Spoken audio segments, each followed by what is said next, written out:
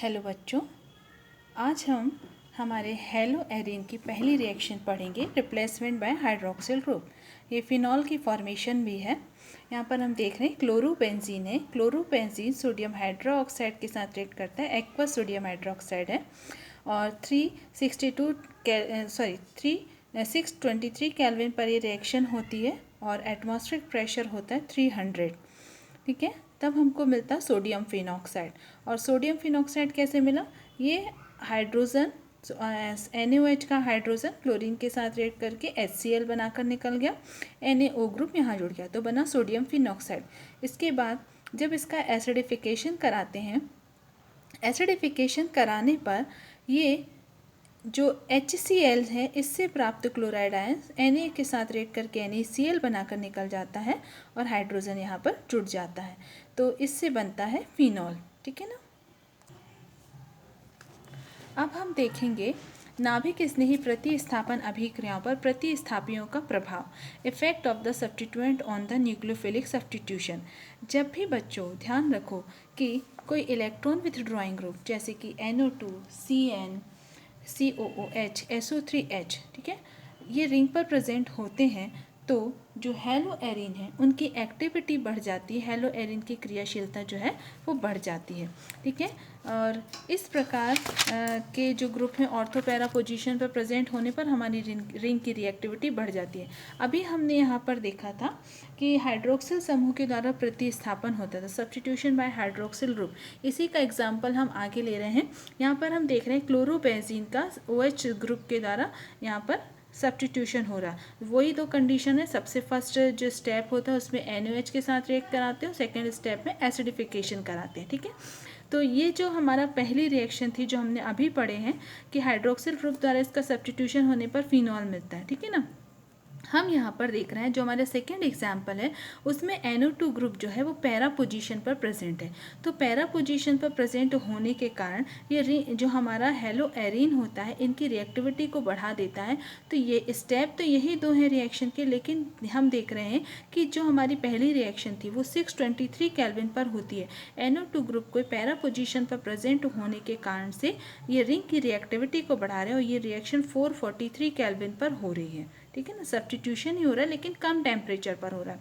फिर और आगे यदि हम देखें तो जब हम ऑर्थो पोजीशन पर भी एक NO2 ग्रुप लगा देते हैं, ऑर्थो पोजीशन पर भी जब एक NO2 ग्रुप प्रेजेंट होता है तो ये रिएक्शन 368 केल्विन पर हो जाती है। फिर ऐसे ही जब 2, 4,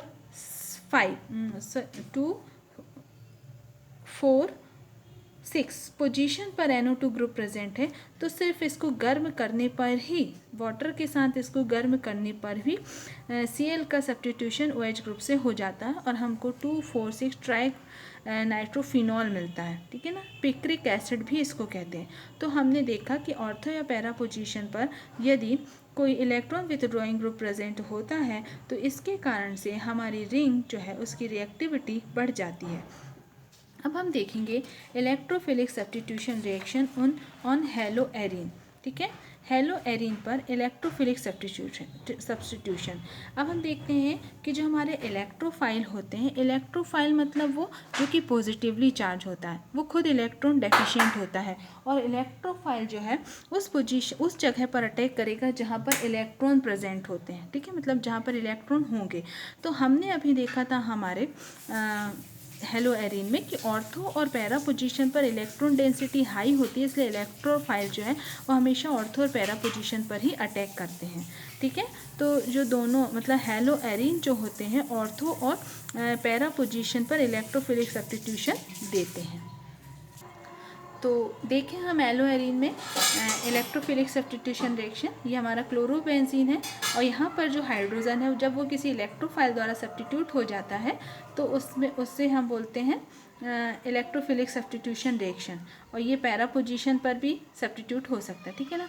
एक बात ध्यान रखना कि यहाँ पर जो ऑर्थो प्रोडक्ट होता है वो माइनर होता है और पैरा प्रोडक्ट मेजर होता है। इसका रीज़न ये है कि जो पैरा होता है उसमें स्टीरिक हिंड्रेंस लेस होता है, कम स्टीरिक हिंड्रेंस होता है, जबकि जो ऑर्थो पोजीशन है उसमें स्टीरिक हिंड्रेंस अधिक होने के कारण ये कम अमाउंट में बनता है।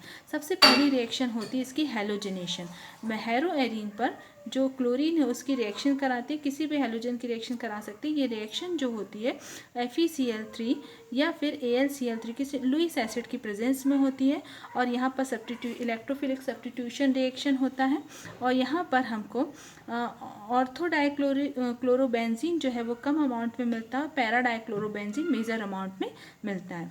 ठीक है, और यहाँ पर ये जो रिएक्शन है ये बैलेंस नहीं है, यहाँ पर सिर्फ बताया गया है कि इससे क्या क्या पॉसिबल प्रोडक्ट हमको मिल सकते हैं। इसके बाद है नाइट्रेशन। नाइट्रेशन जो होता है कंसनट्रेटेड H2SO4 और HNO3 के द्वारा किया जाता है। ये हमारा क्लोरोबेंजीन है और इस पर नाइट्रेशन होगा। ऑर्थो पोजीशन पर NO2 ग्रुप आएगा और पैरा पोजीशन पर NO2 ग्रुप आएगा, और हमको 2 नाइट्रोक्लोरोबेंजीन और 4 नाइट्रोक्लोरोबेंजीन मिलेगा। और जैसे कि मैंने बताया ऑर्थो प्रोडक्ट जो है वो ज़्यादा अमाउंट में कम अमाउंट में मिलता है, और पैरा प्रोडक्ट हमको ज़्यादा अमाउंट में मिलता है। इसके बाद हमारी अगली रिएक्शन है सल्फोनेशन। सल्फोनेशन जो है कंसनट्रेटेड H2SO4 की प्रेजेंस में होती है, और ऑर्थो और पैरा पोजीशन पर सब्स्टिट्यूशन रिएक्शन होगी, और इसके कारण हमको मिलेगा ऑर्थो क्लोरोसल्फोनिक एसिड और पैरा क्लोरोसल्फोनिक एसिड। अगली रिएक्शन है फ्रीडल क्राफ्ट रिएक्शन। ठीक है, ये फ्रीडल क्राफ्ट एल्काइलेशन और एसाइलेशन दोनों ही शो करते हैं। फ्रीडल क्राफ्ट एल्काइलेशन जो है वो CH3Cl मेथिल क्लोराइड इसके एक साथ होती है एनहाइड्रस एल्यूमिनियम क्लोराइड की प्रेजेंस में।